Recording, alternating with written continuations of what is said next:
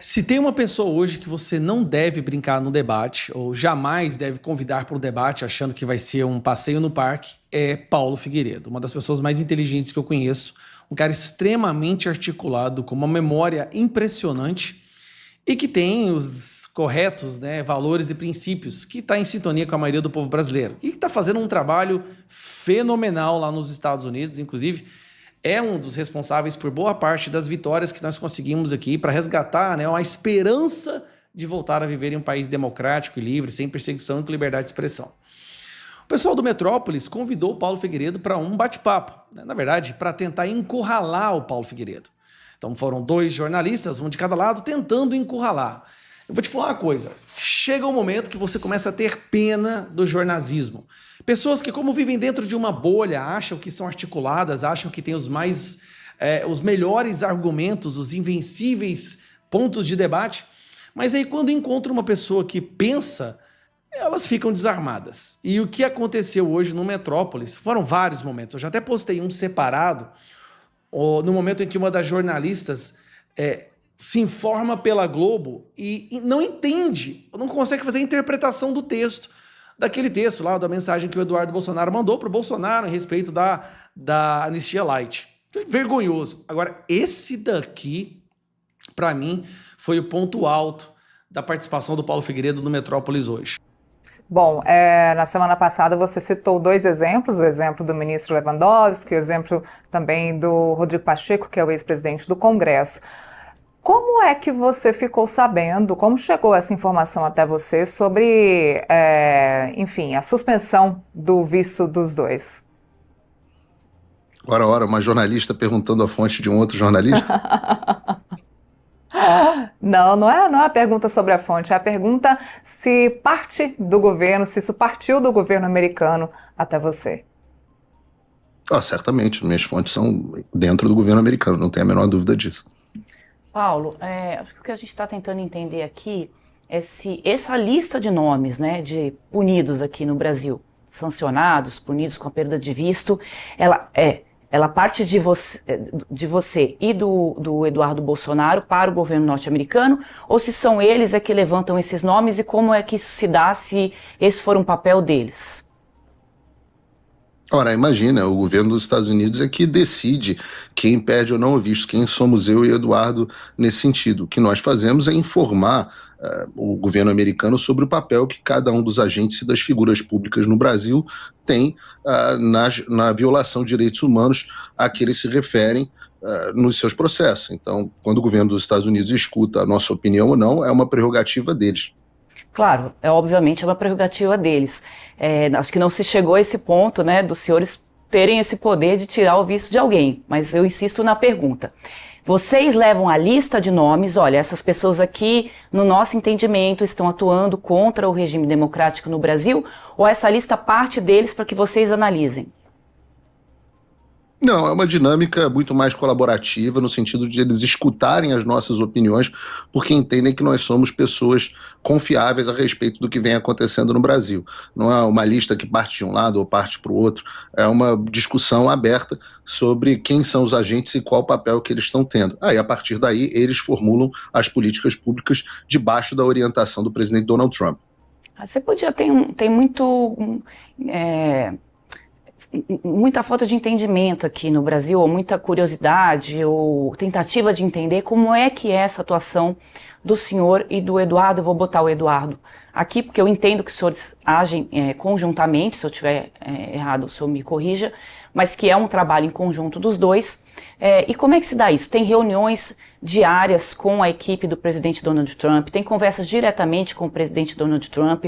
Essa questão do Brasil, a gente vê que ela está muito em pauta, né? O Donald Trump todos os dias praticamente ele fala do Brasil. Então como é que se dá essa articulação que vocês estão fazendo aí? A gente já viu imagens dos senhores ali na Casa Branca, em outros ambientes aí do executivo norte-americano, mas a gente queria entender um pouquinho efetivamente como é que se dão essas reuniões. São diárias? São por telefone? Com quem que são essas conversas? Eduardo Bolsonaro e eu atuamos de forma absolutamente conjunta e aliada. Então, tudo que um faz é conversado com o outro e é um ambiente muito colaborativo debaixo da liderança do Eduardo.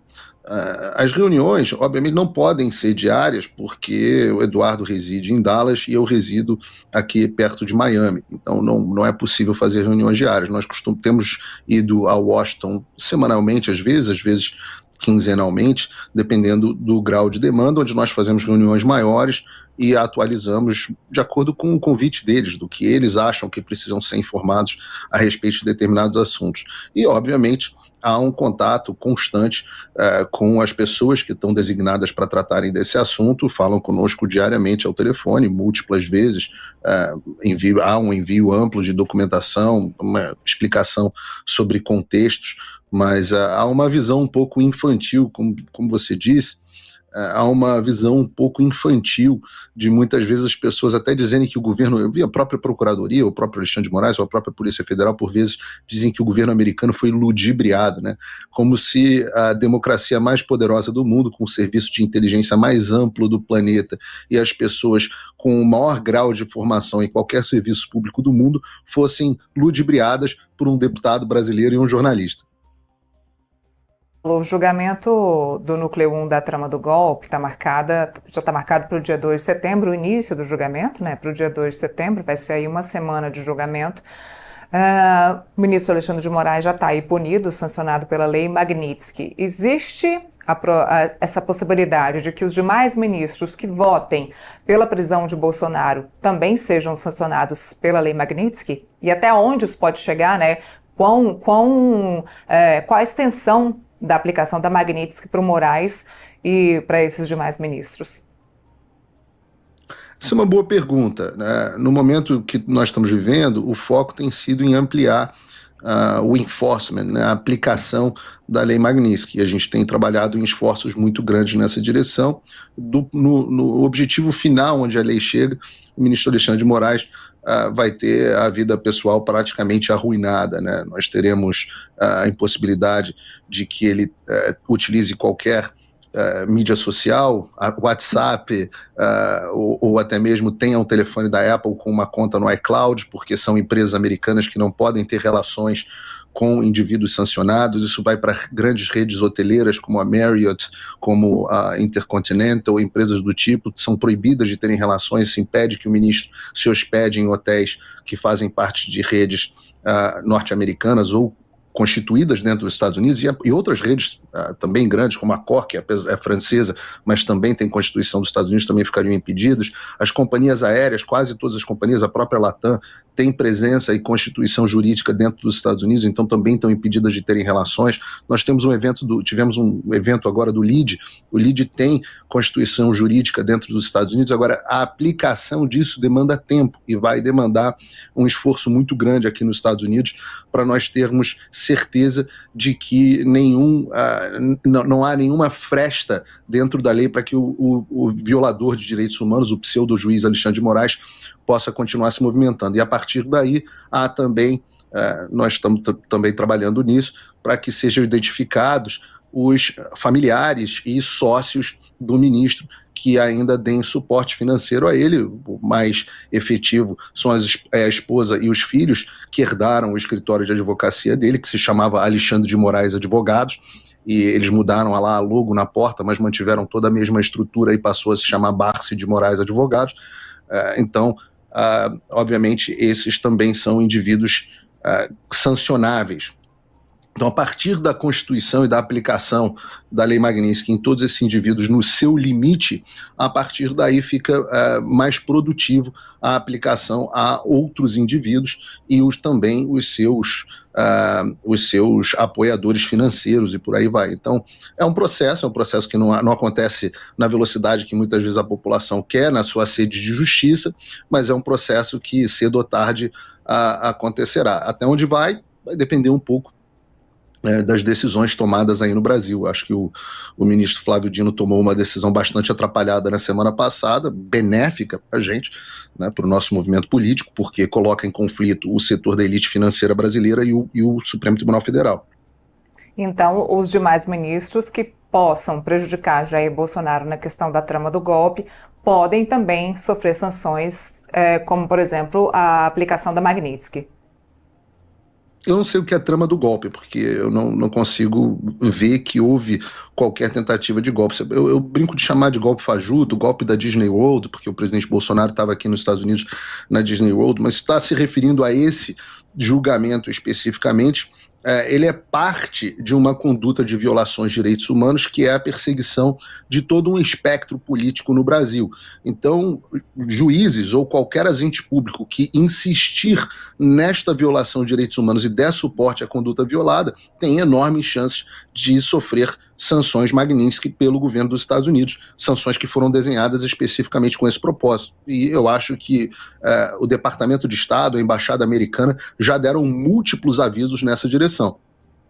Paulo, eu queria pegar um trechinho de um comentário que você fez, eu acho que foi o seu último programa, em que você coloca que nós vamos até as últimas consequências pela anistia, e ali você diz que não está correto, né, o entendimento de que se trabalha para a anistia apenas do Bolsonaro, que o trabalho é para uma anistia ampla, geral e restrita, para os presos ali do 8 de janeiro e para as outras pessoas também que estão, de alguma forma, impedidas de usar as redes sociais, ali cercadas pela caneta do Alexandre de Moraes. Então eu queria que você explicasse um pouquinho sobre isso, esclarecesse esse ponto, que é para todo mundo. Agora se voltou a falar em anistia light, que seria sem a presença do Jair Bolsonaro. Mas a minha pergunta central você disse, vamos até as últimas consequências pela anistia. O que você está querendo dizer com isso? Quais são as últimas consequências? Obrigado pela audiência, em primeiro lugar, aí, por assistir o Paulo Figueiredo Show. Mas, bom, a anistia ampla, geral e restrita é um instrumento para a pacificação do país e não envolve, de fato, apenas o presidente Bolsonaro. Nós estamos falando de mais de 5 mil pessoas perseguidas, incluídas em inquéritos de alguma forma desde 2019. Quando eu falo ampla, geral e restrita, eu digo de todos os atos de perseguição políticas praticados pelo Supremo Tribunal Federal, no caso, na figura do Alexandre de Moraes, desde 2019. Hoje você tem uma população onde uma das pesquisas mostra que 61% dos brasileiros têm medo de se manifestar livremente na internet, manifestar suas opiniões. Não há democracia que subsista diante disso. Não há democracia que subsista com mais de 5 mil pessoas dentro de inquéritos. Há também o chilling effect, né, o efeito de medo que isso gera em outras pessoas. Nós temos múltiplos jornalistas, alguns colegas de mídia mainstream tradicional que têm medo de manifestar as suas opiniões porque têm medo de serem colocados nesses inquéritos. Então, o objetivo é a pacificação política do país e permitir que um espectro legítimo da população brasileira possa participar da democracia. E isso é democracia, e isso está muito claro nas manifestações do presidente Trump. Quais são as últimas consequências? Ora, vamos ver até onde o governo brasileiro, até quando o Congresso brasileiro vai continuar tolerando esses sucessíveis e sucessivos abusos que vem acontecendo, inclusive do poder do próprio Congresso, que hoje está praticamente paralisado. Hoje você tem um presidente da Câmara que é refém do Alexandre de Moraes, né? Aliás, o pai do presidente da Câmara sendo feito de refém por um ministro da Suprema Corte. Você tem o próprio líder do maior partido da Câmara que fala abertamente, e falou em uma entrevista no Paulo Figueiredo Show, que hoje os deputados são frequentemente chantageados. Então nós temos um comportamento criminoso, de mafioso, de um membro da Suprema Corte. O que se faz diante desse tipo de problema? É um problema raro, é um problema que as democracias no mundo não enfrentaram muitas vezes, mas o caminho institucional que nós temos é o impeachment. Então nós temos um caminho claro para o Brasil. O caminho da pacificação passa pela anistia ampla, geral e restrita, para permitir que uma população, um espectro importante da população brasileira, talvez a maioria, volte a poder participar da política brasileira, e o accountability, ou seja, a responsabilização do agente público que age de forma criminosa, se aproveitando da sua toga. Então a anistia não é o fim dessa história. A anistia é um primeiro passo, e o segundo passo dessa lista que vocês colocam para que vocês parem de influenciar o governo norte-americano ou países ali da Europa a tomarem atitudes com relação ao Brasil. Ela inclui, além da anistia, um segundo passo, que é o impeachment do ministro Supremo, e essa lista tem mais números aí, ou ela para por aí? Eu não acho que esse termo esteja adequado, influenciar. Eu acho que nós informamos e a partir daí os governos tomam as decisões que lhe cabem. O governo dos Estados Unidos, eu não sou nem americano, eu sou residente permanente dos Estados Unidos, mas não sou cidadão americano. Então, o presidente dos Estados Unidos age com os interesses do povo americano em mente e não influenciado por um agente estrangeiro. Volto a dizer, até uma coisa um pouco inocente imaginar e o que Donald Trump interessa para o povo americano, o presidente... Só uma questão para não perder. No que interessa para o povo americano o presidente Donald Trump tentar libertar o Bolsonaro da prisão? Ora, mas deixa eu reformular essa pergunta. Por que você acha que o Brasil é constituído como uma democracia? O Brasil é constituído como uma democracia porque ele copia o sistema que foi criado pelos pais fundadores americanos e foi replicado no mundo inteiro. Eu estou respondendo a sua pergunta. A política externa dos Estados Unidos tradicionalmente sempre foi a de exportação dos seus valores. Os Estados Unidos são um império que não conquista, mas um império que seduz com as suas ideias, com a sua forma de governo. E é por isso que nós temos um sistema tão parecido com o americano. Nós não tínhamos. Quando os americanos inventaram esse tipo de coisa, nós vivíamos debaixo de um império, com um imperador que ditava quais eram as regras da sociedade. Então, essa é a política que sempre foi a política americana, porque ele entende que a associação com os outros países é benéfica para a economia americana, é benéfica para a visão dos Estados Unidos para o mundo, e isso não tem nenhuma novidade nisso. Essa foi a política externa americana nos últimos 200 anos. Então essa é a resposta à pergunta que você me fez. O interesse do presidente dos Estados Unidos é o mesmo de todos os presidentes dos Estados Unidos, talvez exceto o Joe Biden, que o antecederam, de que o mundo faça parte e compartilhe das ideias dos americanos para o mundo. E essas ideias eu acho que são benéficas. Se você acredita em liberdade de imprensa, se você acredita em liberdade de expressão, se você acredita em democracia, se você acredita em sistema representativo, se você acredita em liberdade religiosa, essas são ideias que foram basicamente inventadas aqui nos Estados Unidos e transmitidas para o mundo inteiro. Paulo, vamos só continuar, acho que você respondeu, tudo bem, continuar o resto da pergunta. Então, a primeira pauta de vocês é a anistia ampla, e a segunda pauta é o impeachment do ministro Alexandre de Moraes? Eu acho que nós temos um ponto, a anistia ela vai servir como um bom ponto de partida. Eu digo que quando o Brasil tiver a sua anistia, por exemplo, nós teremos um enorme alívio, na minha expectativa, nós teremos um enorme alívio nas tarifas que hoje afligem parte do setor produtivo brasileiro. É um bom início para uma conversa, mas não é o suficiente. O Brasil hoje vive, por exemplo, um problema muito sério depois do último julgamento do Supremo Tribunal Federal a respeito do Marco Civil da Internet. Você tem uma população que não só tem medo de falar, mas como hoje não tem, pela sua própria legislação, o direito de falar o que quer nas redes sociais.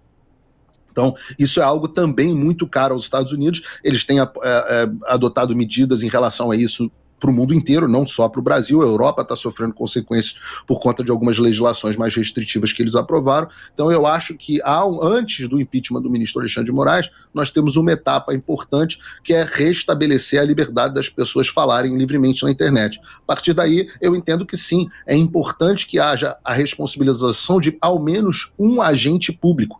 Existe uma frase aqui, quase que um clichê dos filmes americanos, onde nos filmes antigos o sujeito virava para a câmera e falava: aham, o crime não compensa, tá vendo como o crime não compensa? Nós precisamos mostrar que o crime não compensa, mesmo o crime cometido do mais alto tribunal do país. Então é importante que haja responsabilização para que ninguém pense novamente em cruzar essa linha e tentar se estabelecer como autocrata no Brasil.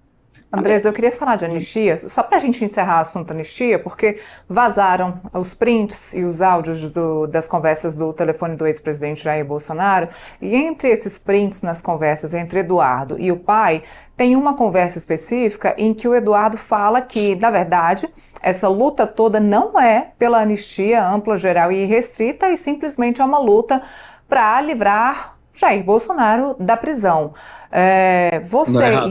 Então, isso que eu ia te perguntar. Leia o diálogo, por favor. Nós lemos, inclusive se a produção quiser colocar... Não, mas leia aqui no ar, por favor. Sim, podemos fazer isso agora, só que houve essa mensagem e o que eu queria entender é isso. Não houve? Está explicado, não houve. Se você ler a mensagem aqui no ar, eu vou explicar para você. Essa é a sua interpretação de uma mensagem que não diz isso. Pelo contrário, os diálogos no tempo inteiro mostram que o Eduardo está brigando por uma anistia mais ampla do que a que o pai, naquele momento, estava disposto a aceitar. Entendi, porque na É isso mensagem... que os diálogos mostram. É isso, Ótimo, obviamente... lê aqui, por favor. Ótimo, produção. Vocês me mandem, porque eu não vou conseguir, né? Eu com minha lente não vou conseguir enxergar aqui, mas já me mandem. Tá, ótimo, então eu vou ler aqui. Se a anistia light passar, a última ajuda vinda dos Estados Unidos terá sido o post do Trump. Eles não irão mais ajudar. Temos que decidir entre ajudar o Brasil, brecar o STF e resgatar a democracia, ou enviar o pessoal que esteve num protesto que evoluiu para uma baderna para casa num semiaberto. E isto sem falar que o STF pode decretar esta intervenção no Congresso no regime interno da Corte como inconstitucional, pois violaria a separação dos poderes. Neste cenário, você não teria mais amparo dos Estados Unidos, o que conseguimos a duras penas aqui, bem como estaria igualmente condenado no final de agosto. Eu acho que não vale a pena, mas te oriento a buscar o conselho com outras pessoas. Tire do cálculo o apoio dos Estados Unidos. Qual estratégia você tem para atingir o objetivo? É simples.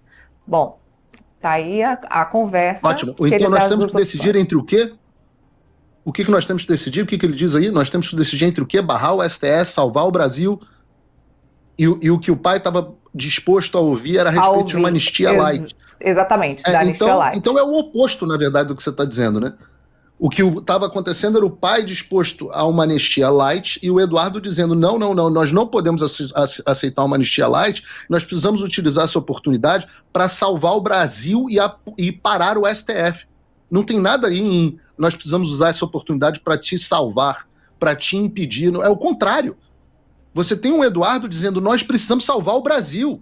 Não adianta salvar meia dúzia de indivíduos. Ora, o que estava sendo proposto naquele momento nos bastidores? Uma anistia, que não era anistia, chamada de anistia light, era uma redução de penas para pessoas e envio delas do pessoal do 8 de janeiro para o semiaberto. A habilidade do presidente Bolsonaro apelar ao pleno do Supremo Tribunal Federal. E a gente dizia, não, esperem, porque virão as consequências para o Brasil e nós teremos uma posição muito melhor de negociação. Porque essa é a oportunidade e é a última oportunidade que nós teremos de salvar o Brasil. É a última. O que os Estados Unidos estão nos dando é a última oportunidade antes de nós termos um sistema de poder completamente consolidado, como é o sistema da Venezuela. Aí, meu amigo, o próximo caminho só funciona botando destroyer na costa brasileira, porque do resto não vai funcionar. E é isso que nós estamos vivendo. Nós estamos vivendo um Congresso que é chantageado, onde nós estamos vendo um presidente de partido sendo chantageado, nós temos o maior líder popular brasileiro preso dentro de casa, nós temos uma população que tem medo de falar na internet, jornalistas acuados, e ainda tem gente discutindo se é relevante ou não fazer uma anistia. Eu falo, meu Deus do céu, vocês acham o quê? Que vai todo mundo, o próprio sistema financeiro, nós temos hoje a elite financeira tomada de refém por um ministro comunista do Supremo Tribunal Federal. Ora, não há como um país subsistir diante disso. Debaixo disso, não tem como.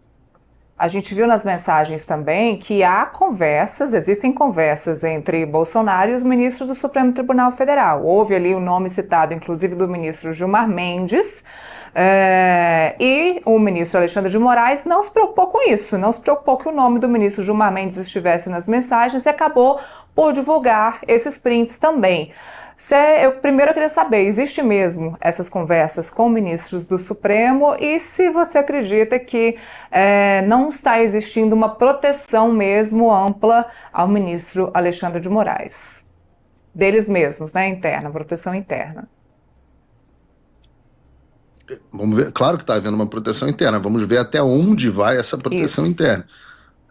Vamos ver, é uma boa curiosidade, vamos ver o quão dispostos eles estão a morrerem abraçados com o Alexandre de Moraes. É o que eu brinco no meu programa, a respeito de queimar a floresta inteira para pegar o bandido da Birmânia, que é uma referência a uma cena do filme do Batman Cavaleiro das Trevas.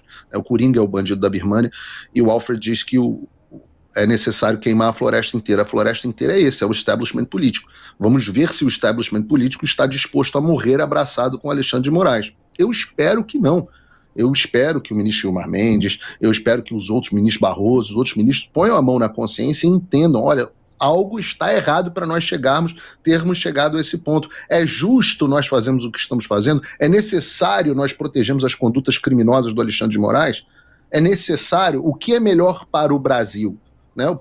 O próprio Congresso Nacional, até quando o presidente Hugo Mota vai continuar refém do Alexandre de Moraes? Até quando o presidente do Senado, Davi Alcolumbre, vai continuar em conluio com o Alexandre de Moraes? Esse é o cenário que nós queremos ver até onde eles vão chegar. Talvez nós tenhamos um cenário onde todos os ministros do Supremo Tribunal Federal estejam sancionados e com as suas vidas financeiras arruinadas, seus escritórios dos seus familiares, que hoje têm faturamentos multimilionários, que bancam um padrão de vida inconsistente com a renda deles, estejam absolutamente destruídos, seus institutos, IDP, Instituto lá de Assuntos Jurídicos, etc., também destruídos, a impossibilidade deles fazendo qualquer viagem internacional. Isso pode valer também para o presidente da Câmara, para o presidente do Senado, e o Brasil debaixo de uma tarifa gigantesca, com um sistema financeiro completamente arruinado, porque os bancos vão começar a sofrer cortes de linhas de crédito num primeiro momento, e sanções e multas pesadas num segundo momento, e num terceiro momento até mesmo a desconexão do sistema financeiro internacional. Esse é o cenário para qual o Brasil está caminhando neste momento, a não ser que as instituições brasileiras respondam aos anseios da população e ao certo, ao moralmente correto a se fazer numa democracia, e reestabeleçam o funcionamento da República. Paulo, ele só não respondeu se existe as conversas entre os bolsonaristas, ou o Eduardo ou o pai, com os ministros. Tu dizes, está aí nas conversas, está aí nos Paulo, áudios vazados. O governo brasileiro nunca... Se acontecem, eu não devo dizer, não é verdade? Conversas de bastidores desse tipo não são conversas que devem se tornar públicas, porque elas são de bastidores. É trabalho da imprensa buscar, descobrir se está havendo essas conversas, mas é trabalho dos agentes que estão tendo essas conversas manterem como conversas privadas de bastidores. Eu jamais teria divulgado uma conversa com o ministro Gilmar Mendes ou com qualquer outro ministro, mas o Alexandre de Moraes preferiu agir de outra forma, talvez para constranger o colega. Entendemos. É comportamento de mafioso, né? A gente tem que lembrar que a gente está lidando com mafioso. Ô Paulo, não tem episódios assim na história do Brasil em que o Brasil tem apoiado uma intervenção de outro governo aqui, né? Inclusive o discurso do seu avô era um discurso mais patriótico, nacionalista, não de intervenção dos Estados Unidos no Brasil. Nesse sentido, não fica um pouco constrangedor esse movimento que os senhores estão fazendo de que o governo norte-americano, mesmo que você diga que vocês não estão influenciando, vocês estão ali dando um suporte, dando informações, mas vocês estão comemorando, né, pelo que você está colocando aí durante a entrevista, todas as sanções do governo norte-americano no Brasil, porque vocês acreditam que esta é a melhor forma de você salvar o Brasil, usando as suas palavras. Mas nesse sentido, de um país estar interferindo em decisões de outro país, não lhe incomoda ver por esse lado?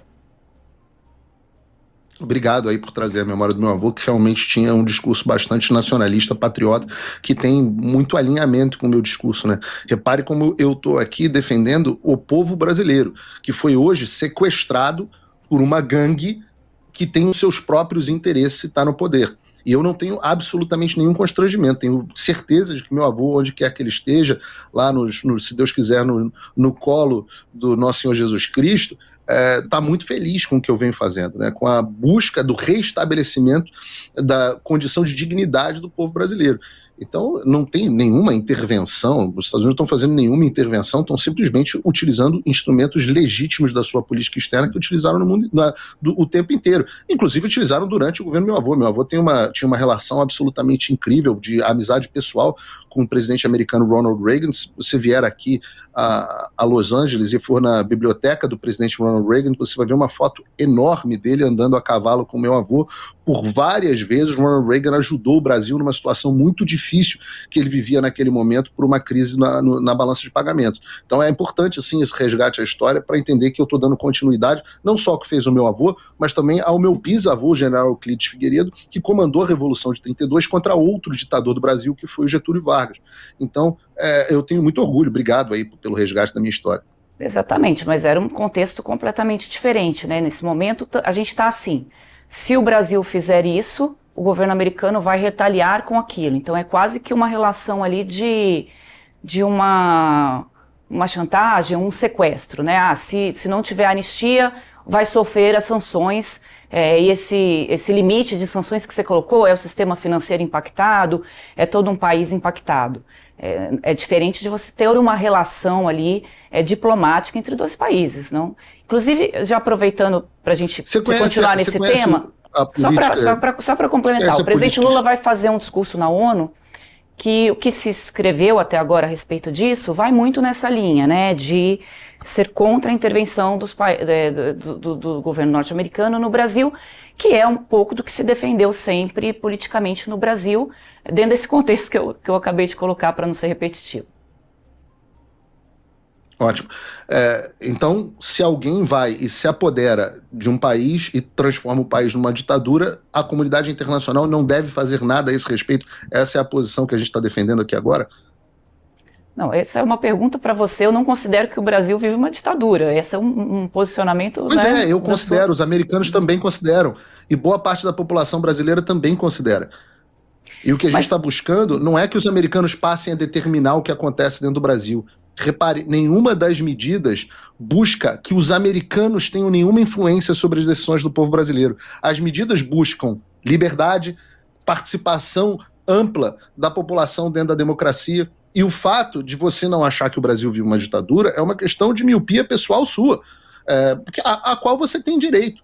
Mas um país onde você tem o maior líder político preso, você tem 61% da população com medo de se expressar, você tem jornalistas exilados, você tem deputados exilados, você tem pessoas colocadas, pessoas comuns, milhares de pessoas comuns colocadas na prisão por questões banais. Então, se você não enxerga que diante de tudo isso o Brasil vive uma ditadura, tudo bem, é um direito seu. Nos critérios dos Estados Unidos, isso é uma ditadura. Ora, o Lula acha que a Venezuela não vive uma ditadura, acha que a Venezuela vive uma democracia relativa. Então, cada um tem a sua visão, né? Tem o direito da sua própria visão. Mas e vocês lutam pela discordância. Vocês lutam pela discordância, não pelo pensamento único. Até o fim que você... Ô, Paulo, eu queria só que você explicasse... tem o direito de pensar isso. Que bom. Sabe qual é a diferença? Eu queria só que você explicasse por que é uma ditadura. Vamos comparar, né, com o período que o país viveu. Não, vamos comparar. São dois pontos aqui. Tá. O país viveu uma ditadura, ocorreu uma anistia ampla, geral e restrita, né, que o seu avô ali conduziu. Mas e essa anistia foi muito criticada, muito ironizada e muito debochada pelo Jair Bolsonaro durante toda a vida. Né? O Bolsonaro sempre foi crítico a esse acordo da anistia nos discursos que ele fez. Então, utilizar esse discurso da anistia para agora, e aí só colocando um outro contexto, né? Os presos que foram anistiados foram ali condenados por juntas militares. Agora é uma condenação por um processo democrático de ministros que, inclusive, vocês, né, o governo do Jair Bolsonaro colocou 2 ministros ali. Então, eu só estou colocando o contexto, não estou aqui dando opinião de um lado para o outro, eu só estou colocando o que a gente tem de provocação. Não, eu não estou dando opinião, quero ouvir a tua opinião. Assim, eu dou com o maior prazer. Qual é a sua pergunta? Fazer contraponto não é opinar, Paulo. Vamos aqui, né, colocar aqui as coisas do ponto de vista que vocês defendem, que é da liberdade de manifestação.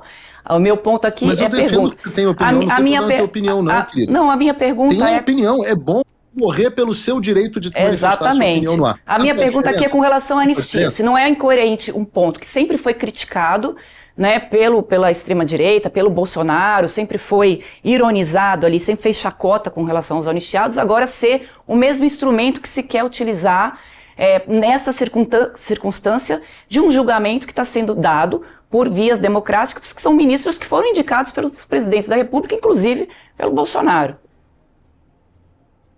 Tá. vamos lá, eu acho, eu vou morrer pelo seu direito de ter a sua opinião. A diferença entre a sua opinião e a minha opinião, pois é que você talvez não tenha tanto apego assim à minha opinião. Vou te explicar por quê. Eu estou há 2 anos e 9 meses com todas as minhas redes sociais bloqueadas pelo ministro Alexandre de Moraes. Eu não posso começar uma live antes de sofrer um bloqueio automático pelo YouTube no Brasil, pelo ministro Alexandre de Moraes. Todas as minhas postagens das minhas redes sociais, tinham milhões de pessoas, foram bloqueadas pelo ministro Alexandre de Moraes. E eu não sou o único. Há vários outros jornalistas que passaram por esse mesmo problema. Então é importante que a gente tenha esse apego pela liberdade de expressão, inclusive para as pessoas que discordam da gente. Eu tenho. Eu certamente vou brigar para sempre que você possa dizer suas coisas, dizer que o Brasil não é uma ditadura e a gente tem esse tipo de debate. A resposta à pergunta que você me fez especificamente eu não sei qual é a opinião do presidente Bolsonaro a respeito da anistia de 1979. Ele pode perfeitamente estar errado. Eu sei qual era a opinião do meu avô e sei qual é a minha opinião. Eu posso responder por elas. Eu acho que a anistia de 1979 pacificou o Brasil por mais de 30 anos e foi extremamente bem sucedida. Eu acho que o caminho que a sociedade civil resolveu tomar depois disso tem a ver com a autodeterminação do povo brasileiro. Mas acho que a anistia de 1979 foi extremamente bem sucedida. Agora, se você for olhar o que nós tivemos, né, de 1964 a 1985, nós tivemos aproximadamente aí quantos mortos e desaparecidos? E veja o caminho que nós estamos seguindo no Brasil hoje. Nós estamos num caminho muito pior. E eu digo a você, se eu tivesse, provavelmente, em 1968, é difícil a gente fazer esse exercício anacrônico, né? Mas se eu tivesse em 1968, pela minha visão tão forte pela liberdade, talvez eu estivesse do outro lado. Então, nós não queremos que o Brasil caminhe para essa direção. Meu avô, quando se tornou presidente em 79, um dos primeiros atos dele foi a anistia. Entregou o Brasil para os civis de forma pacífica. E esse é o grande legado da minha família. Quando você vê uma parte enorme da população brasileira pedindo SOS e Forças Armadas, é uma tristeza pessoal para mim. Porque, veja, eu venho da linhagem que tirou o país da mão das Forças Armadas e devolveu o país para a mão dos civis para que as pessoas possam decidir o seu futuro. E quando as pessoas voltam e começam a pedir SOS e Forças Armadas, significa o seguinte: a nação falhou. Os civis na nação falharam na sua condução. Isso é uma tristeza pessoal. Isso sim me causa constrangimento. Isso sim me causa tristeza pessoal. Então eu, hoje, recupero e dou continuidade ao legado que eu volto a dizer, não é só do meu avô, é do meu bisavô, do meu tataravô. O legado de brigar para que o brasileiro possa determinar o seu próprio destino, mesmo que esse destino seja ruim. Se o brasileiro quiser, em 2026, eleger o Lula de novo em uma eleição livre, transparente, com participação ampla e que a população confie no sistema eleitoral, que assim seja. E eu vou sentar e vou fazer oposição como jornalista, que é uma delícia. Ô Paulo, deixa eu te fazer uma pergunta pessoal. Você está aí nos Estados Unidos, já tem um tempo. O próprio Eduardo Bolsonaro falou na mensagem com o pai dele que talvez estaria fadado que os netos de Bolsonaro continuassem falando inglês. Ele quis dizer que poderia passar o resto da vida nos Estados Unidos. Você sofre algum tipo de ameaça ou se sente ameaçado se voltar para o Brasil? E como é a sua vida hoje nos Estados Unidos? Claro, sei que sofre ameaça, eu quero entender qual é o tipo de ameaça, se você tem medo dessas ameaças e se você pretende ficar, de fato, nos Estados Unidos. Olha, mas eu não tenho nem passaporte para poder retornar ao Brasil. Sim, né? Eu falo de um futuro. Foi tomado pelo Alexandre de Moraes em 2022. Sim, sim. Então, se eu quiser retornar ao Brasil, eu não tenho um passaporte brasileiro para apresentar à Polícia Federal. Veja que loucura. Veja que loucura. Sem nenhum processo. Eu nunca fui condenado por nada, não tenho absolutamente nada. Eu tô desde 2022. Sabe o que é isso? É a pena de degredo. Uma pena que foi extinta, e eu não sei como alguém pode olhar para um colega jornalista no olho no ar e falar, o colega degredado, e falar, eu não sei, eu não acho que há ditadura no Brasil. O que então? Qual é o regime que condena jornalista apenas de degredo? Eu não consigo imaginar uma democracia que faça esse tipo de coisa. Não consigo, olhando aqui no olho de vocês. Porque se você tivesse, qualquer uma de vocês duas tivessem degredadas, eu estaria me esguelando no ar defendendo. Sem nenhum constrangimento de manifestar a minha opinião. Então, Hoje é isso. Vocês sabem qual é supostamente a acusação contra mim no tal do inquérito do golpe? Leiam, eu recomendo que leiam. Porque é uma das coisas mais constrangedoras da história da República. A acusação se refere ao fato de eu ter divulgado uma carta que, em todos os depoimentos, os militares confirmam que circulava entre os grupos das Forças Armadas. Olha que loucura, minhas colegas. Um jornalista divulga uma carta de interesse público que existe, verdadeira, que circulava nos grupos das Forças Armadas, no programa de notícias mais assistido do Brasil, e ele é criminalmente processado por isso. Vocês entendem como, na verdade, eu não estou me defendendo? Porque eu vivo na terra dos bravos, na terra dos livres e lar dos bravos. Eu vivo nos Estados Unidos da América. Então, aqui eu estou seguro. Eu estou defendendo a vocês. Eu estou defendendo vocês. A minha vida aqui sempre era muito confortável. Eu sou um empresário bem-sucedido, eu tive bons rendimentos ao longo da minha vida. Eu já gastei mais de R$1 milhão do meu próprio bolso nessa jornada. Para quem? Para mim? Não, claro que não. Eu tenho 2 filhas maravilhosas americanas que vivem aqui, falam, eu tenho que forçá-las a falar português. Eu tenho uma carreira bem-sucedida em tudo que eu fui, estudei nas melhores escolas do mundo, eu passei por Harvard, por MIT, pela London School of Economics, eu o maior professor de curso político do Brasil, eu sou a maior audiência da internet brasileira hoje no meu horário. Eu bato as redes de televisão de notícia. E por que eu estou fazendo isso? Por que eu estou gastando meu próprio dinheiro? Eu podia virar as costas para o Brasil e nunca mais voltar. Eu estou fazendo isso por vocês. Paulo, por vocês e pelas pessoas que estão em casas. Você está impedido de se defender judicialmente? Eu não fui citado. Como é que eu vou me defender judicialmente de um processo que eu não fui citado?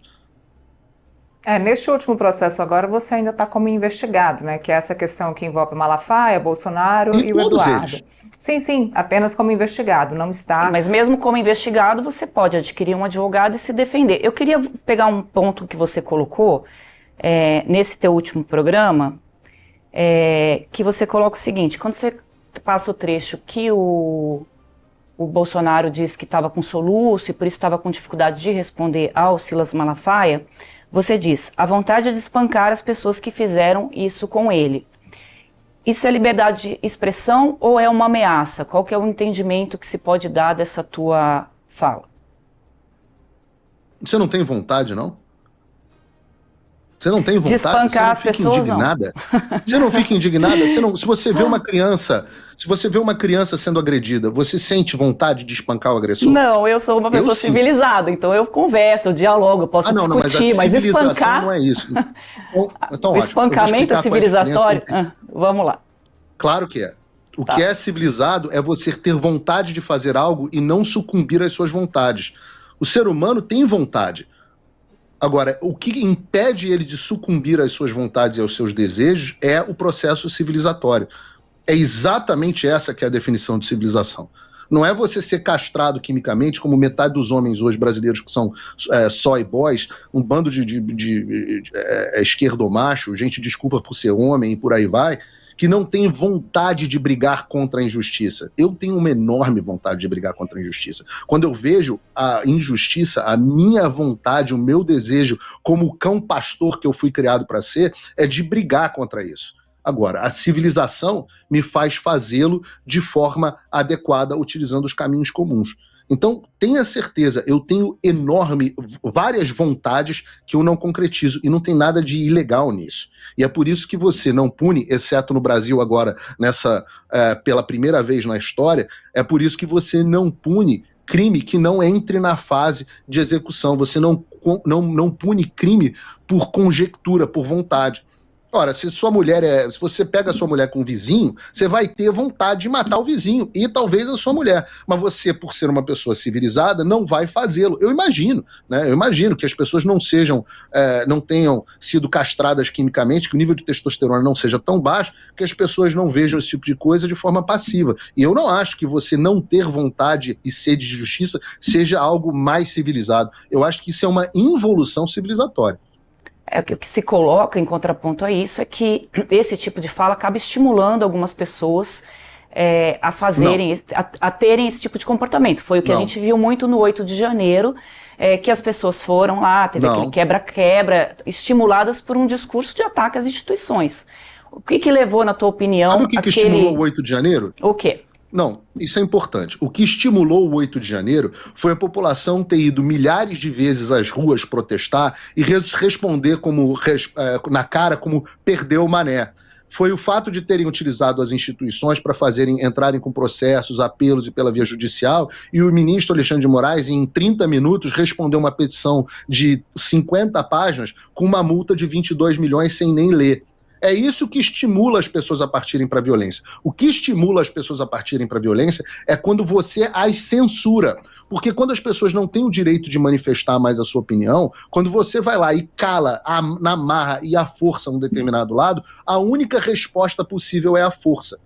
Porque quando acaba o cuspe, vem a pólvora, porque é a única alternativa. E é por isso que as sociedades civilizadas desenvolveram o conceito de liberdade de expressão, para que nós possamos discutir as ideias e não termos que recorrer à força física. Então, o que eu estou buscando de forma muito civilizada não é agressão ao ministro Alexandre de Moraes fisicamente. Inclusive, já que você é uma espectadora tão assídua do meu programa, deve observar que eu sempre falo para as pessoas serem pacíficas, para as pessoas não interpelarem fisicamente, empurrarem, não partirem para agressão em momento algum. Eu sou um grande defensor desse tipo de coisa. Inclusive, peço que mantenham os familiares das pessoas longe disso, etc, etc. Por quê? Por uma questão civilizatória. Mas queria espancar... Quem é que era? Os espancados? Seriam os espancados, Andressa, da mensagem? Queria não, tenho vontade. Vontade de espancar. Tenho vontade. Vocês não têm? Juro pra vocês, vocês não têm? Você nunca teve vontade de bater em ninguém? Vocês podem olhar na cara do espectador no ar e falar isso. Nunca tive vontade de bater em ninguém. Não, Paulo, aí você tem que respeitar a nossa liberdade aqui de dizer que não. Paulo, eu queria entrar num ponto aqui com você do Eduardo Bolsonaro.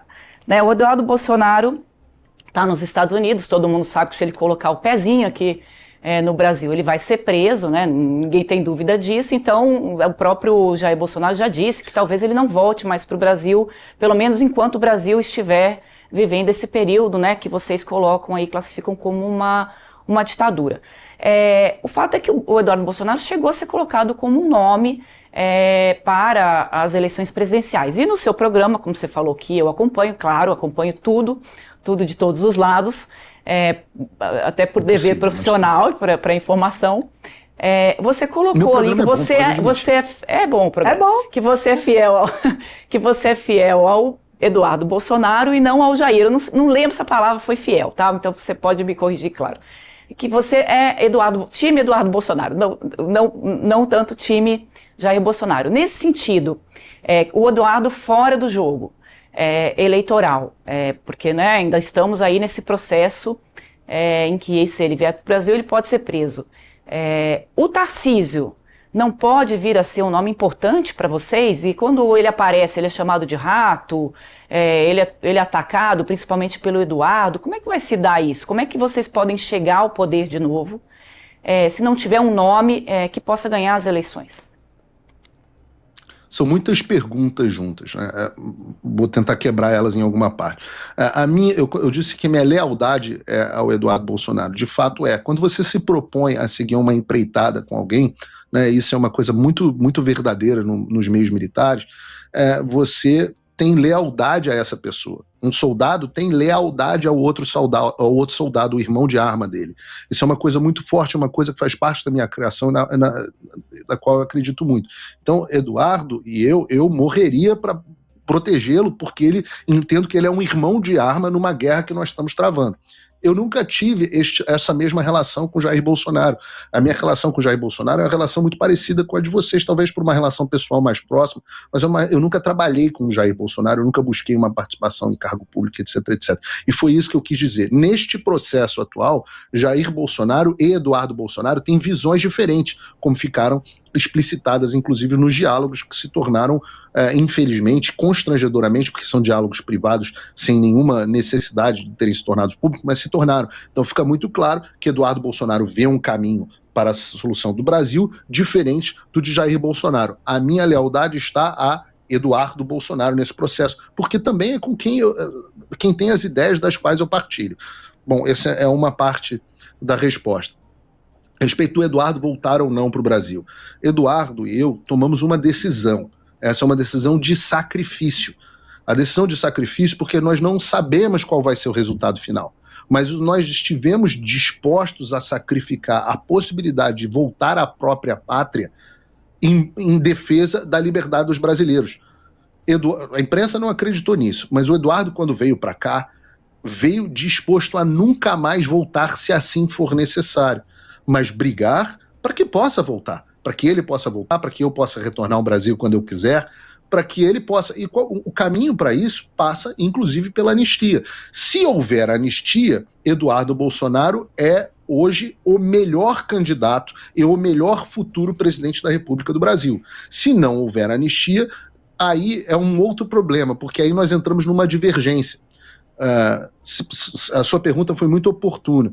Vocês têm que ter um candidato para as eleições de 2026 que seja viável. Ora, eu não acredito em eleições em 2026, como eu não acredito que o Brasil teve eleições livres em 2022.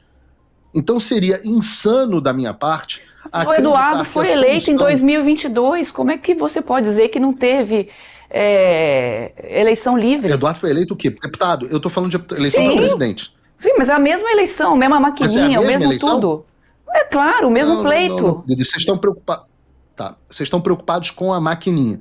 A maquininha não, tem um problema. Não estou preocupado com a maquininha, não. Eu estou falando do processo eleitoral. O processo eleitoral de 2022, em que o Eduardo foi eleito deputado federal, é o mesmo processo eleitoral que se você elegeu o presidente da República, deputado federal, uma parte do Senado Federal e governadores. Então, aí tudo bem. O outro lado que não interessa, que está errado. Certo.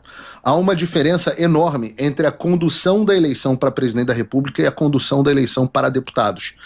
O grau de perseguição que o presidente Bolsonaro sofreu durante as eleições de 2022 não é compatível com o que seria possível naquele momento fazer para as centenas de milhares de disputas para deputados e deputados estaduais e senadores em todo o Brasil. Não é possível fazer o mesmo grau de perseguição política que o Supremo Tribunal fez nas eleições de 2022 contra o presidente Bolsonaro. Não é possível. Era fisicamente, naquele momento, impossível. Talvez em 2026, agora que o poder está mais consolidado na mão do Supremo Tribunal Federal, talvez eles tenham mais instrumentos. Ainda assim, vocês têm ideia de quantos deputados da oposição estão debaixo de algum tipo de júdice das suas candidaturas? Se vocês não têm, eu recomendo que perguntem à Câmara. São inúmeros. Inúmeros senadores, deputados que viram para mim e falam: olha, eu não posso falar porque tem um negócio de uma AIGE aqui que se eu falar, eu não posso, vão me caçar o mandato. Ora, perguntem ao Deltan Dallagnol. Deltan Dallagnol, de quem eu fui muito crítico, hoje eu gosto muito dele. Fui muito crítico à posição dele como procurador da Lava Jato, mas eu sempre disse, minha posição era crítica ao Deltan Dallagnol, mas sempre disse: olha, o Deltan Dallagnol foi legitimamente eleito pelo povo. E cadê o mandato do Deltan Dallagnol? Então, eu não acredito, eu insisto, eu não acredito que nós tenhamos, de fato, eleição em 2026. Ah, Paulo, mas aí se não for o Eduardo porque ele não pode voltar, e não for o Jair porque ele está inelegível... Ora, se isso acontecer, nós já vivemos uma ditadura consolidada. Aí os instrumentos vão ter que ser outros. O candidato vai ser quem o Alexandre de Moraes quiser. Se o Alexandre de Moraes quiser que seja o Tarcísio, será o Tarcísio. Se o Alexandre de Moraes mudar de ideia e não quiser mais que seja o Tarcísio, será outro. E assim é em uma ditadura. Não interessa, se interessa que se a candidata na Venezuela foi a Maria Corina Machado ou se foi o outro cara, não faz diferença. O presidente é quem o Maduro decide que é. E é hoje a situação que eu acredito que o Brasil viu para 26. Então a direita nem pensa num nome nesse momento para eu não falo pela direita. Eu não falo pela direita. Enfim, eu falo por mim e, em parte, pelo Eduardo. Sim. Paulo, vocês foram aí, conseguiram a Lei Magnitsky para o ministro Alexandre de Moraes, conseguiram que o Brasil sofresse a maior taxação do mundo, né, em 50% nos seus produtos. No seu programa você disse que vocês conseguiram retirar alguns produtos dessa lista, e o que vocês conseguiram até agora, na prática, foi infernizar o Brasil, vamos dizer assim. Aqui a coisa está em chamas, só se fala em tudo isso que está acontecendo. Agora, o que vocês queriam mesmo, vocês não conseguiram. O Bolsonaro está em prisão domiciliar, na semana que vem vai começar o julgamento do Supremo certamente ele vai ser condenado e vai ser preso. Então, não é muito barulho, muita incomodação para o Brasil, para o que vocês estão buscando não ter tido resultado? Ainda. Quando você entra numa guerra, você não sabe qual vai ser o resultado. Isso não significa que você deva se render imediatamente porque você acha que você talvez não consiga ter o seu resultado. Mas ainda, diante disso, o que nós conseguimos hoje foi que pela primeira vez haja uma luz no fim do túnel.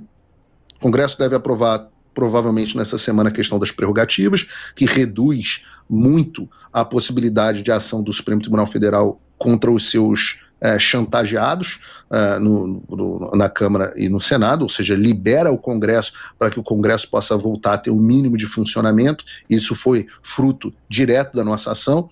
E hoje, as conversas de bastidores estão acontecendo, é dado pelo meio político quase que como certa a aprovação de uma anistia. Algo que eu ouvia antes da aplicação das tarifas, que eu corrijo aqui, não foram causadas por nós de forma alguma, foi uma decisão do presidente Donald Trump, mas que era impensável antes disso. Absolutamente impensável. Ora, eu entrevistei o deputado Sóstenes Cavalcante, que é o líder do Partido Liberal na Câmara dos Deputados, o maior partido da Câmara, e ele disse, Paulo, no ar, tá? Para quem quiser assistir no Paulo Figueiredo Show, ele disse no ar, Paulo, o clima na Câmara mudou completamente. As conversas de bastidores, eu sei que vocês dois são excelentes jornalistas e conversam nos bastidores e tem que reconhecer, o clima mudou completamente. Ora, nós temos agora o próprio ministro Barroso dizendo, não, anistia sim, mas tem que esperar a condenação, o que é uma sandice do ponto de vista jurídico, mas não é nem o ponto aqui.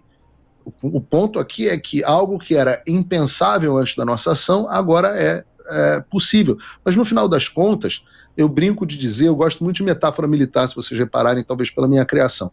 Eu brinco de dizer que nós somos o suporte aéreo. Nós conseguimos bombardear defesas inimigas, nós conseguimos dar as condições, mas no final das contas, quem ganha a guerra é a infantaria, é a ocupação.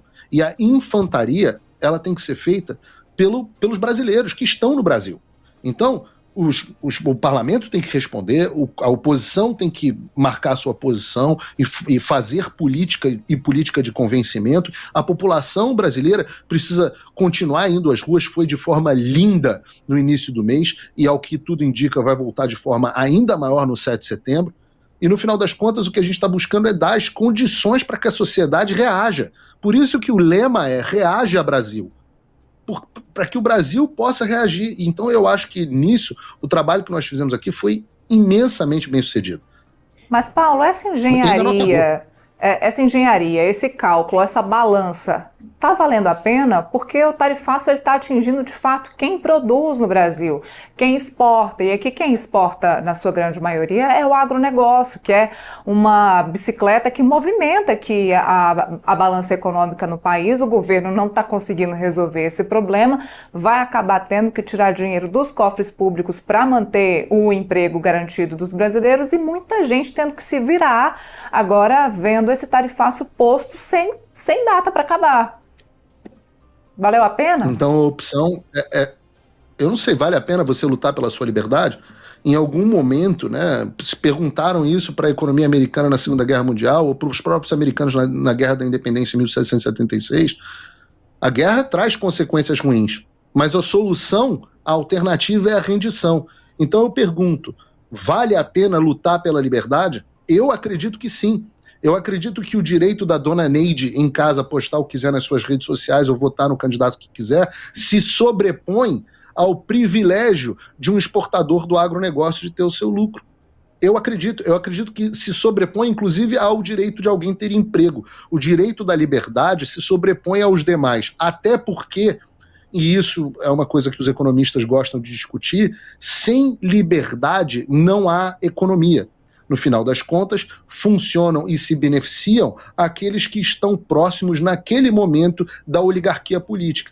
E eu acho que hoje o Brasil está caminhando para isso. Eu acho que hoje é muito mais benéfico você fazer parte e participar do Gilmar Palusa em Lisboa do que você, por exemplo, aumentar a sua produtividade com uma invenção nova ou com um método produtivo mais eficiente ou qualquer coisa que seja. Hoje no Brasil é muito mais benéfico você ser amigo do Lula para ter um empréstimo do BNDES do que você efetivamente ser um grande produtor. E isso não pode subsistir. Um país que tem este esquema de coisas não é um país que se torna rico. Então, até para a economia, embora essa não seja a minha preocupação número 1, a liberdade esteja acima da economia, até para o bom funcionamento da economia, a liberdade é fundamental. Ô Paulo, a gente via muito, a Neila falou agora da questão do agro, né, que sempre foi um setor que apoiou, né, a direita, da direita, apoiou o governo Bolsonaro, e agora a gente não vê muitos porta-vozes defendendo. De alguma forma, vocês se isolaram aí numa bolha, ou as pessoas estão com medo de fazer uma defesa desse grupo político? A que pessoas você se refere? Pessoal do agro? Isso. Poxa, você não só o agro, né? Vamos colocar aqui. A gente está falando do agro. O Bolsonaro tinha apoio de uma classe empresarial ali no governo dele. Eu vou focar no agro porque é um grupo mais característico de apoio a esse segmento. E aí o que aconteceu? Esse grupo tinha um grupo de WhatsApp, onde vários dos grandes empresários brasileiros batiam papo, e por causa de uma discussão em grupo de WhatsApp, todos eles tiveram as suas empresas invadidas pela Polícia Federal em 2022 durante a eleição. Foi isso que aconteceu. Então hoje, nós temos aqui inúmeros empresários que pedem, eu vou encontrar um grande amanhã, inclusive, nós temos inúmeros grandes empresários que pedem encontros conosco o tempo inteiro. Só que eles morrem de medo de falar publicamente. Sabe por quê? Porque eles sabem que vivem em uma ditadura. Eles sabem que se derem qualquer tipo de apoio, nos derem qualquer tipo de apoio, podem achar um pendrive numa privada de alguém que eles vão sofrer exposição e perseguição e quem sabe ter uma Polícia Federal visitando a casa deles. Porque é isso que aconteceu. Hoje é permitido você ser cliente do escritório de qualquer ministro do Supremo Tribunal Federal e pagar 10 milhões de reais num parecer. Mas ai de você se você der qualquer tipo de apoio financeiro, eu não vou nem falar, mas moral ao Bolsonaro ou ao grupo político da direita. Eu entendo que para você isso não é uma ditadura, mas para mim se parece muito, muito com o que aconteceu na União Soviética, com o que acontece em Cuba, na Venezuela. É bem parecido com uma ditadura.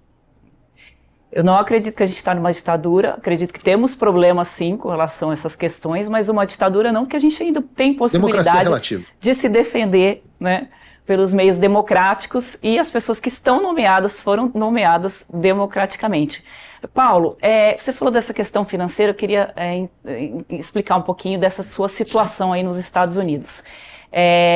Como que é a sua rotina? Olhando daqui, parece que você fica 24 horas por dia lidando com essas questões que para você é cara, como você está colocando aqui, de fazer esse enfrentamento ao que você está enxergando no Brasil como uma ditadura. O seu tempo é todo dedicado a isso e como é que você ganha dinheiro, como é que você está sustentando aí? Infelizmente, muito mais do meu tempo do que eu gostaria é dedicado a isso. Sofrem com isso a minha esposa, as minhas filhas, os meus amigos que não me veem. Mas eu entendo que eu estou aqui como, de novo, né, muitas comparações militares, parte da minha formação. Mas eu entendo aqui que eu estou embarcado numa guerra e que em algum momento eu vou voltar para casa. É isso. Financeiramente, minhas principais fontes de receita são, obviamente, as minhas empresas, que eu já tenho há bastante tempo, várias delas, e eu não divulgo os meus negócios no ar, porque eu já sofri muitas represálias por conta disso, então aprendi a lição. Você conheceu o Donald Trump, que vocês tiveram uma sociedade, eu não sei como é o termo específico aqui no Brasil, com relação a um hotel que ia ser construído aqui no Brasil. Esse negócio não deu certo. Como é que se deu essa sua aproximação com o Donald Trump? Você tem conversas diretamente com ele, ou são mais com os interlocutores dele? E como que é esse Donald Trump? É aquele Trump do filme que a gente assistiu, ou ele é muito diferente? Como é esse convívio, se é que há? Não sei se é qual filme. Eu provavelmente não vi esse filme que você está falando. Eu vou tentar resgatar o nome Trump aqui enquanto você me responde. Eu conheci o presidente Trump em 2012, ele não era, 2011, 2012, ele não era presidente ainda, ele era o grande empresário imobiliário que eu sempre admirava, porque essa era a minha origem, e nós tivemos uma relação pessoal e comercial muito produtiva. Não vou dizer que nos tornamos amigos, porque talvez isso seja mais verdade para os filhos, nunca me tornei amigo do Donald Trump, mas lidei bastante com ele, de forma muito acalorada. Eu acho que eu sou o único brasileiro que negociou com Donald Trump 3 vezes de forma bem sucedida, então nós tivemos um grau de relação. Donald Trump, ele é muito parecido, eu diria que é idêntico à pessoa que você vê na televisão, assim como o presidente Bolsonaro, né? Tem uma característica muito grande de ambos, é que eles são a mesma pessoa na frente das câmeras que são atrás das câmeras.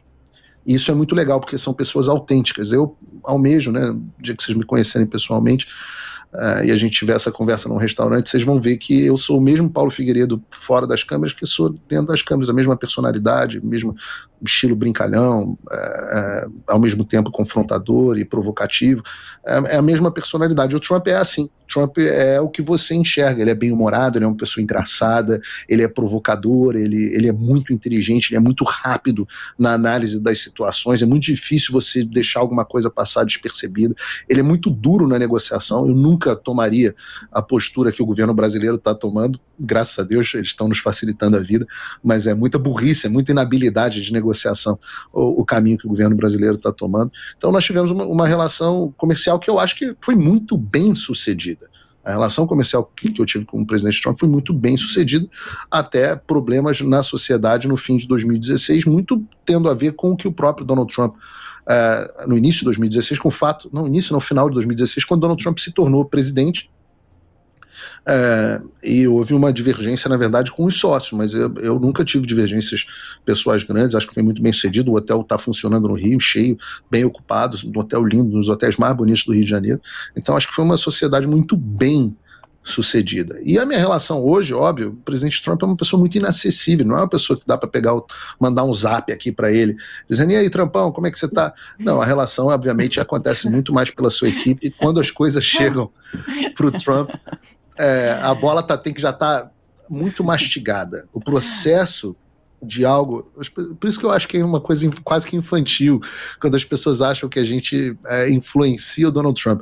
Entendam, é quase que uma via crucis para um documento chegar na mesa do presidente Trump, não importa, pode ser o melhor, o amor da vida dele. Você tem que passar... No nosso caso, a gente teve que passar pelo Departamento do Tesouro, pelo Departamento do Estado, pelo National Security Council, pelo Domestic Policy Council, pelo White House Counsel Office, que é a advocacia dentro da Casa Branca, pelo Departamento de Justiça. Teve coisa que teve que passar pelo Departamento do Comércio. Aí você vai e encontra o Deputy Chief of Staff for Policy. Aí o Deputy Chief of Staff for Policy tem as opiniões dele, que voltam, são 50 documentos, 50 pessoas dando opiniões diferentes para finalmente chegar a uma coisa que dá para você colocar na frente do presidente dos Estados Unidos e dizer: é por aqui. E aí o presidente dos Estados Unidos, no nosso caso especificamente, falou: não é por aqui, eu quero fazer tarifa. E é assim que funciona. Andrés, então não dá para chegar e falar: Trumpão, sanciona agora o Hugo Mota. Pau, ele... Deixa comigo, Paulo, aperta um botão, não funciona assim, infelizmente. Mas começa ali de baixo. Paulo, o filme é O Aprendiz, que ele trata muito desse início, né, da carreira do Donald Trump no mundo dos negócios. É um seriado, um filme. É um filme. Não, existe o seriado, O Aprendiz. Não, tô falando do filme. Tô falando do filme. Eu nunca vi. O filme que foi lançado no ano passado, que mostra essa trajetória do Donald Trump no mundo dos negócios e essa característica dele de ser muito duro, com relação às negociações, e muito ambicioso também para chegar onde ele quer chegar, seja quem esteja pela frente. Ele não fica só na vontade, Paulo, ele atropela mesmo para conseguir chegar ali nos seus objetivos.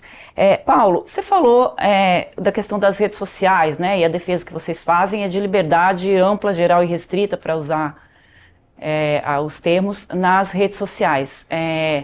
Você disse que tem filhos, eu não sei a idade dos seus filhos e também peço que você não comente aqui. Tenho 2 filhas, mas vamos pensar aqui em crianças e adolescentes. Você acha que é um ambiente saudável para todo mundo ali estar nas redes sociais, principalmente para essas adolescentes? Seus filhos usam as redes sociais livremente? Se você não quiser comentar a parte dos filhos, tudo bem, não vamos envolver aqui a família. Eu posso comentar, eu controlo muito o que as minhas filhas assistem na internet, elas gostam desse negócio de joguinho de Roblox, e isso é um perigo, tem um monte de pedófilo nesse troço, é uma coisa horrorosa. Cabe a mim, como pai, protegê-las, né? Assim como cabe a mim, como pai, protegê-las na rua. Hoje em dia, você vê, tem um monte de gente louca que acha que um homem que se acha mulher pode ir no banheiro de mulher. Então, eu, por exemplo, quando minhas filhas pequenas vão ao banheiro, eu fico na porta do banheiro para ter certeza de que elas estão tranquilas, da mesma forma que quando elas utilizam eletrônicos. O que eu não posso é querer tratar a Dona Maria como se ela fosse minha filha. Não, mas redes sociais, as suas filhas estão liberadas para usar? Não sei se elas têm idade para utilizar, mas... Nem podem, né? 9, 10 anos não podem utilizar redes sociais, mas quando chegarem na idade de utilizar redes sociais, enquanto estiverem sob a minha administração, como pai delas, cabe a mim o papel de protegê-las das mazelas e dos males. Então não é um ambiente seguro, precisa ter um adulto na sala acompanhando. O mundo não é um lugar seguro. O mundo não é um lugar seguro. Eu não deixo as minhas filhas sozinhas por aí na rua e também não vou deixar as minhas filhas por aí sozinhas nas redes sociais. Cabe ao pai fazer esse tipo de coisa. Agora, o Alexandre de Moraes não é meu pai. Não cabe a ele determinar o que eu vou usar nas redes sociais.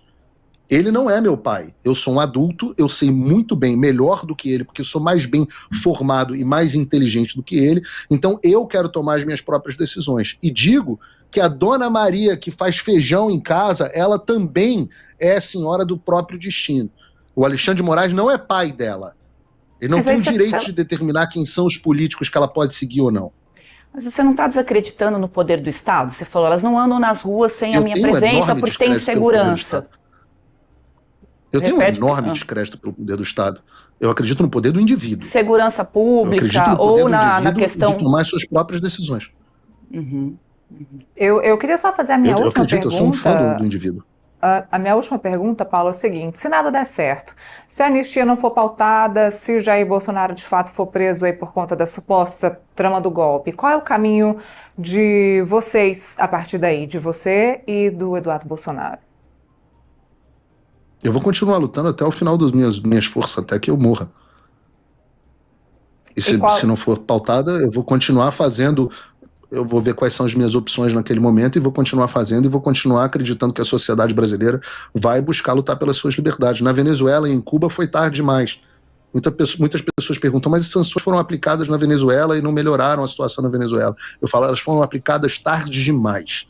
Eu acredito que no Brasil está um pouco tarde. Se nós tivéssemos essas medidas aplicadas 3 anos atrás, nós não estaríamos passando pela situação que nós estamos passando. Mas... Eu acredito, Paulo, que ainda dá tempo. Eu tenho fé no povo brasileiro. Eu acho que nós teremos milhões de pessoas nas ruas no 7 de setembro. Eu acredito na nossa oposição no Congresso. Eu acredito que nós temos grandes deputados e senadores que vão brigar pelo que estão fazendo. E eu vou continuar dando todo o apoio que eu der no limite das minhas possibilidades. E se você me calar, eu vou começar a gritar na rua. E vou utilizar de todo... Não adianta, você pode me censurar. Eu tenho 8 contas nas redes sociais. E o meu programa, ainda assim, com 8 bloqueios, é o mais assistido do Brasil no horário. E não adianta me calar, porque eu vou continuar gritando até o fim das minhas forças. E se eu tiver que dedicar minha vida inteira a isso, que ótimo. Nada mais nobre do que ter um propósito desse. Que privilégio que Deus me deu de estar na posição de brigar pela liberdade do meu povo. E eu vou fazer isso até o limite da minha vida. E não é mais fácil brigar pela liberdade do seu povo aí dos Estados Unidos e não fazer o enfrentamento aqui? Talvez seja mais fácil brigar daqui. Não é mais cômodo para você? Talvez eu esteja... Cômodo eu não sei. Você acha que você está numa posição mais cômoda ou menos cômoda do que a minha? Eu não tenho passaporte brasileiro. Se você estivesse no Brasil, a sua condição seria menos cômoda. Eu tive alguns milhões de reais bloqueados no Brasil. Eu tinha a minha posição era muito parecida com a de vocês, mas eu estava no programa número 1 da emissora que tinha mais audiência do que o dobro da soma de todas as outras no programa que eu fazia na Jovem Pan, até que forçaram a minha demissão. Então, assim, eu não sei se é exatamente cômodo, se é cômoda a posição que eu tô, onde eu tenho que abrir mão da minha vida inteira, como você mesmo disse, passo o dia inteiro lutando por isso. Mas eu não vim na vida para ser cômodo. Eu já gastei mais de R$1 milhão no meu bolso, como eu disse nessa história, do meu bolso, do meu dinheiro, não é o dinheiro de ninguém. Eu não sei se isso é exatamente cômodo, eu acho que talvez eu tenha sacrificado mais pela liberdade do que a imensa maioria, quase a totalidade dos Qual é o seu brasileiros. patrimônio hoje, Paulo? Porque você pode dizer assim, eu gastei 1 milhão, mas você tem um patrimônio de 20 milhões, 1 milhão não é nada. Né? Se você fala, eu gastei 1 milhão de um patrimônio de 2, aí você gastou metade do seu patrimônio. Eu não tenho como avaliar se o seu sacrifício foi muito ou pouco. Qual é o seu patrimônio? O meu patrimônio não está em questão, porque eu não gastei o meu patrimônio nesse tipo de ação que você está fazendo. Então, você está colocando, olha, eu gastei 1 milhão. Você falou isso várias vezes durante o programa. Não, você que está dizendo que gastou 1 milhão com isso. Você acha 1 milhão pouco? Como algo, depende. Se eu tiver 10 milhões na conta, 1 milhão não é muita coisa. Então eu vou te pedir, fazer um apelo aqui. Eu quero pedir aos brasileiros bilionários que gastem pelo menos 1 milhão no mesmo objetivo. Os brasileiros bilionários que acreditam na democracia, que eu estou muito longe de ser bilionário, tadinho de mim, mas eu quero pedir aos bilionários que gastem só 1 milhão na luta pela democracia. Eu já vou ficar bem satisfeito. Não, mas o ponto não são os milionários. Pelo visto, os milionários não estão muito preocupados com essa tua briga pela democracia. Eles estão preocupados em ganhar dinheiro, esteja em que regime estivemos. Se você pode comprar um apartamento em Brasília de 2 quartos, ele custa R$1 milhão, né? Você pode achar muito, dependendo do lugar que você mora no Brasil. Então, eu queria voltar à minha pergunta, porque você insistiu muito nesse ponto de que você gastou R$1 milhão. R$1 milhão dentro de um patrimônio de quanto? Tanto assim, né? Obviamente eu não divulgo meu patrimônio e minhas finanças pessoais, mas é uma quantia. Posso responder a sua pergunta dizendo que faz falta para mim. R$1 milhão faz bastante falta para mim.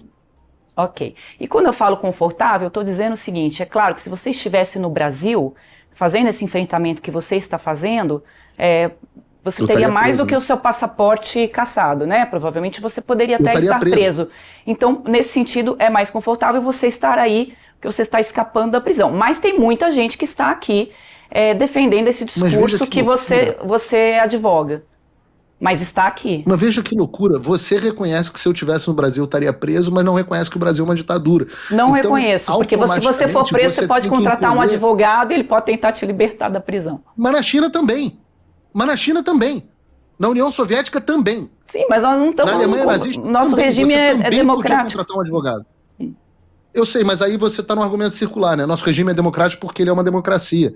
Mas você reconhece que em uma democracia, um jornalista que defende ideias como anistia, liberdade de expressão, pode estar preso. Isso é uma coisa de dentro de uma democracia. Não estou reconhecendo isso. O que eu estou dizendo... um advogado para me defender.